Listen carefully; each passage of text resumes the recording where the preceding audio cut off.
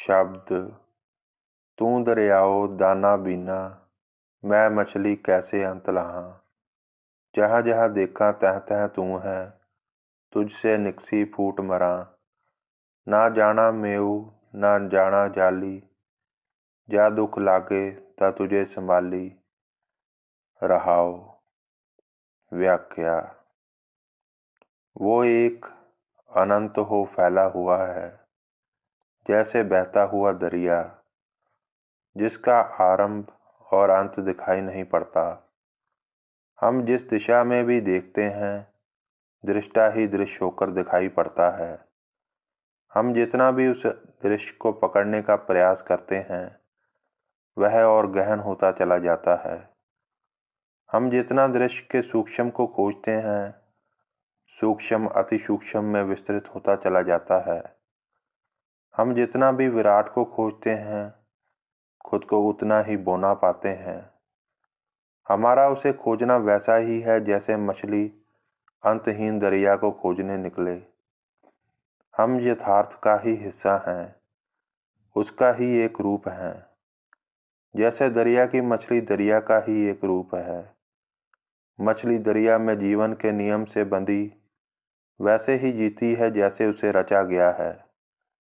मछली का जीवन जल के कारण ही है, दरिया के बहते जल के कारण ही चलायमान है। वैसे ही समस्त जगत उस एक के कारण ही चलायमान है, उस एक के हुक्म के बहाव में ही बहता चला जा रहा है। तुम एक अनंत हो फैले हुए हो, जैसे बहता हुआ दरिया, जिसका आद और अंत कहीं दिखाई नहीं पड़ता। तुम ही अपने आप के श्रेष्ठ ज्ञाता हो, तुम ही दृष्टा हो। मेरी स्थिति तुम्हारे विराट अस्तित्व में वैसी ही है जैसे मछली की दरिया में। जितना भी तुम्हें खोजता हूँ, तुम और गहराते चले जाते हो। मैं जहाँ जहाँ भी देखता हूँ, वहाँ वहाँ तुम्हें ही पाता हूँ। मेरा जीवन तुम्ही से है। तुमसे टूटकर जीवन की दशा वैसी ही होगी जैसी जल से टूटकर मछली की होती है। तुमसे बेमुख होकर मछली की तरह तड़फ तड़फ कर खत्म हो जाऊंगा। मैं तुम्हारे विराट दरिया की तरह बहते अस्तित्व में एक मछली की तरह हूँ, माया रूपी मछुआरे और उसके फैलाए जाल से अनभिक, जो तुमसे तोड़कर तुमसे जुदा करते। अगर ऐसा हो जब मुझे तुमसे टूटकर जुदा होना पड़े, अगर ऐसा दुखान पड़े, तो मैं चाहूँगा तब मैं मिटकर तुम में ही सम्मिलित हो जाऊं, तुम में ही विलीन हो जाऊं। शब्द।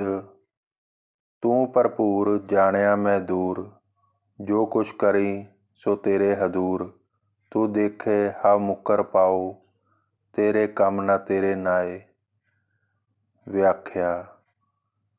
मछली की पीड़ा यही है कि वो दरिया में रहकर भी दरिया को जान नहीं पाती। मछली अगर दरिया को ढूंढने निकले तो आजीवन तैरने के बाद भी वह दरिया को ढूंढ नहीं सकती। कोई ऐसा ठिकाना नहीं जहाँ दरिया में दरिया को ढूंढा जा सके।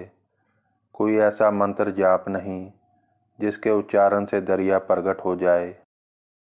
मछली के अस्तित्व की यही व्यथा है। दरिया में होने पर भी वह दरिया को जान नहीं पाती। दरिया के सहारे दरिया को खोजती, दरिया से ही अछूती रह जाती है। उसके भ्रम का पर्दा गिरता नहीं और भरपूर दूर दिखाई पड़ता है। तुम हर पल हर जगह भरपूर हो, पर मैंने तुम्हें दूर ही जाना।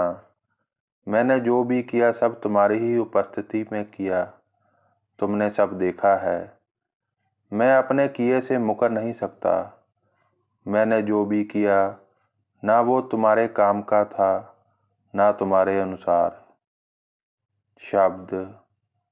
जेता दे तेता हो खाऊं, बिया दर नाही कै दर जाऊं। नानक एक कहे अरदास, जियो पिंड सब तेरे पास। व्याख्या। मछली दरिया में वही आहार ग्रहण करती है जो दरिया उपलब्ध करवाता है। मछली की रचना, उसकी समझ वैसे ही निर्मित है जो जल में उसके लिए उपलब्ध खाद्य पदार्थ की तरफ आकर्षित हो, उन्हें खा सके, उन्हें पचा सके। मछली को कोई सिखाता नहीं कि उसे क्या खाना है। उसमें आहार के चुनाव की समझ अंतर से प्रकट होती है। जैसे उसे योजनाबद्ध तरीके से रचा गया है। जैसी जीव की रचना है, वैसा ही आहार उपलब्ध है और वह वैसा ही आहार ग्रहण करता है। गाय घास ही खाती है, शेर मांस का ही भक्षण करता है और उसका शारीरिक पाचन तंत्र उसे ही स्वीकार करता है। जो जैसे नियम के धागे में पिरोया गया है, वैसा ही खाता है। जीव और आहार एक दूसरे के अनुरूप हैं। अगर आहार जीवों की रचना के अनुकूल ना होता तो जीव कब के लुप्त हो चुके होते। जीव चाहकर भी नियम में बंधे अपने जीवन को नियम से तोड़ नहीं सकता। अगर हरी घास ना हो तो गाय के पास दूसरा विकल्प क्या होगा? क्या वह मांस भक्षण कर पाएगी?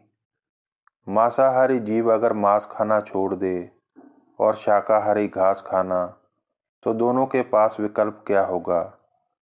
अगर विकल्प खोज भी लिया जाए तो क्या नियम में रचा शरीर उसे स्वीकार कर पाएगा?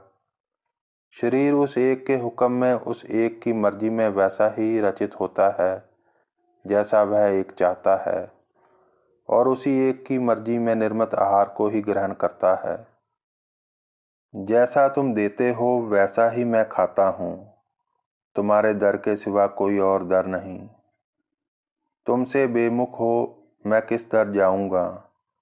मैं तुम्हारे दरिया की तरह बहते अनंत पर एक रूप का हिस्सा। मैं तुम्हारे एक रूप में एक, तुम्हारे एक रूप में बसा हुआ, तुम में अभेद, यही तत्सार व्यक्त करता हूँ। तुम्हारे दरिया की तरह फैले अनंत संसार में जितने भी जीव निवास करते हैं, उनका जीवन तुम्हारे पास तुम में होने के कारण ही है, तुमसे टूटकर नहीं। शब्द आपे नेड़े दूर आपे ही, आपे मंझ म्यानो, आपे वेखे सुने आपे ही, कुदरत करे जहानो, जो तिस पावे नानका, हुक्म सोई परवानो। व्याख्या। वो आप ही पास है, वो आप ही दूर है, वो आप ही दूर और पास के बीच में है। दूर और पास जहाँ जुड़ते हैं, वहाँ वह आप ही है। वो आप ही सुनता है और वह आप ही देखता है। वो आप ही जगत हो, उसमें खेल खेलता है। वो आप ही जगत हो, उसमें अपनी लीला रचता है। उसको जो भाता है, वही हुक्म ही इस जगत में प्रवान होता है।